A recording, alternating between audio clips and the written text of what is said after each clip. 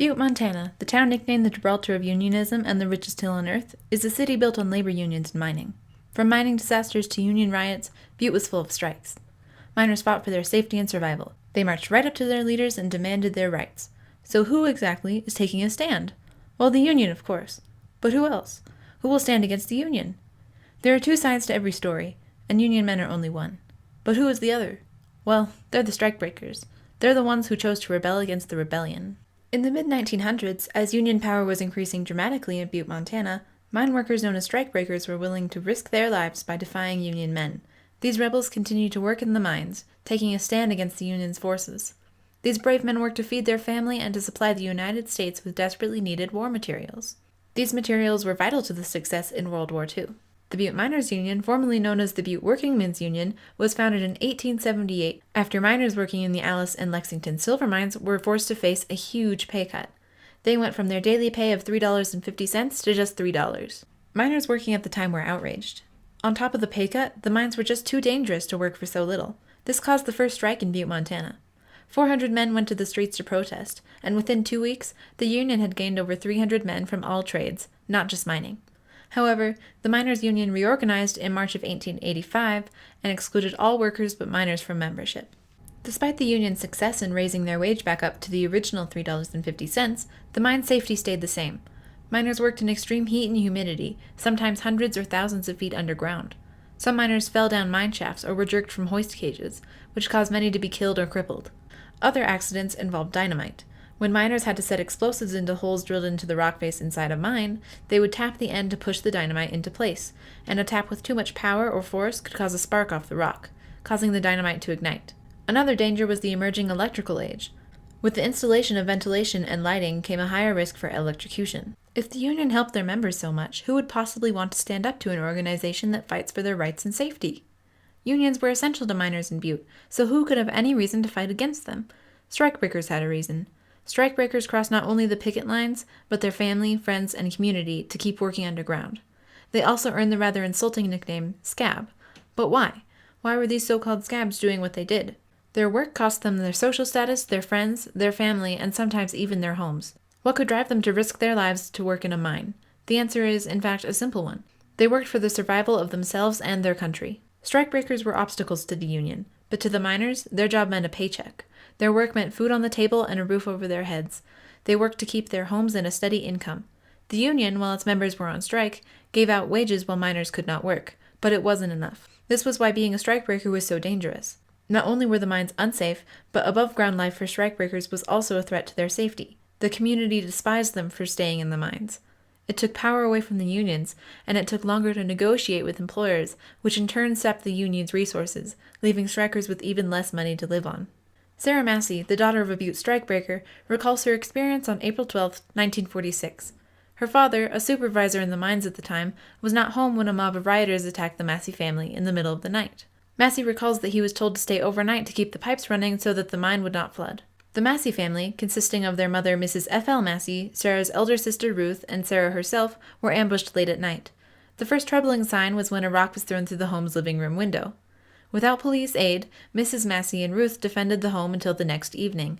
Damage to the house included broken windows, broken dishes, ruined clothes, and the destroyed furniture that was scattered across the lawn. The rioters used clubs, axes, and a large steel beam to destroy the exterior and break into the house. The word scab was painted on the side of their house. Though donations from local businesses helped restore the Massey home, as the years went on, Ruth Massey faced cruelty from her peers at school because of her father's decision not to go on strike. Massey wrote, "I cannot even imagine how difficult it must have been for my father to cross the picket lines when he knew that he was probably putting himself and perhaps his family and home at great risk for doing so." One of the things strikers or the scabs would do is they'd be given little packages of soap and toothpaste, cologne, little things for the kids to take home, and the kids look forward to it. And one of my students, a gal, recalls her father, who was on strike at the time, seeing one of the little bags of the gifts that had been given and thrown up and over the top of the fence, and she got one, and she was tickled to death. And the father saw that at the dinner table and picked her up quite aggressively, and they took the bag of those goodies back. and made her walk up to the fence where the scabs had collected at the next shift change, and she had to throw it back up over the fence, and then turned and walked away. To this day, she still remembers how angry her father was and how mixed up she was as a kid, because she thought they were pretty nice that they gave her things, yet the disappointment in her father. And so she understood what being on strike meant and the levity of it. Strikebreakers did what they needed to do to survive and take care of their families.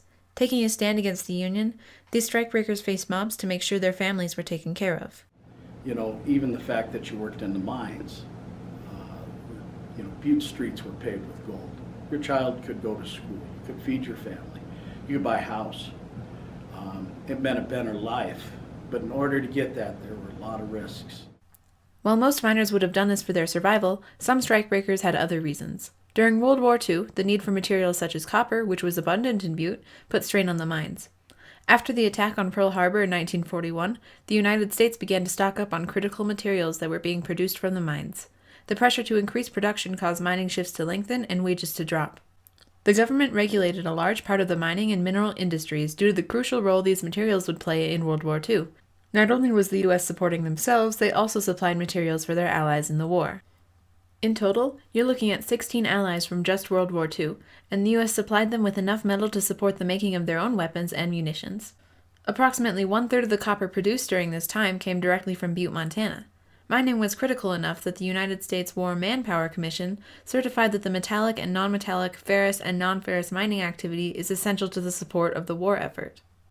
The metals listed as critical were iron, copper, lead, zinc, aluminum, and many others. Many of these metals were found in Butte, making it a critical production site. Metals produced during this time provided almost two-thirds of all Allied military equipment produced during the war. 297,000 aircrafts, 193,000 artillery pieces, 86,000 tanks, and 2 million army trucks. A single tank needed 18 tons of metal, and our Navy's biggest ship during World War II needed 900 tons. America was producing 4,000 tanks a month by 1942, thanks to the country's ability to produce metal quickly and within the country. Millions of rifles were shipped to our allies along with supplying our own soldiers. Wiring within tanks and vehicles required copper, Butte's most abundant resource. Copper was also used in power generation, product manufacturing, bullets, and artillery shells. Labor unions were the biggest threat to war production on the home front. Around the time of World War II, the whole country faced labor shortages and union strikes that severely damaged the war effort. In Butte, many strikes were the cause of these shortages, but they were also due to young men choosing to go fight in the war over staying in the mines. Strikebreakers were the solution to these shortages. To keep mines fully operational, many men were required to take over tasks they had not normally done before. Men who once worked in hoist houses were suddenly underground, blasting or digging. With so few men, some men had to stay overnight to keep watch over the mines, or even because it was too dangerous to go home due to angry union mobs. The whole city knew who you were if you were a strikebreaker due to a published list in the newspaper known as the Roster of Scabs, which was a compilation of names and addresses of scabs in Butte. It was published so that the city could riot against strikebreakers and to shame the families of the strikebreakers. Even today, while trying to get a hold of a real strikebreaker, previous scabs and their relatives are hesitant to reveal what they did.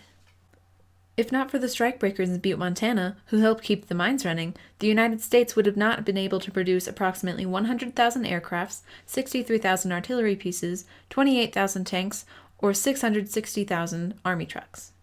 Its impact, well, that's obvious to this day. What was its value?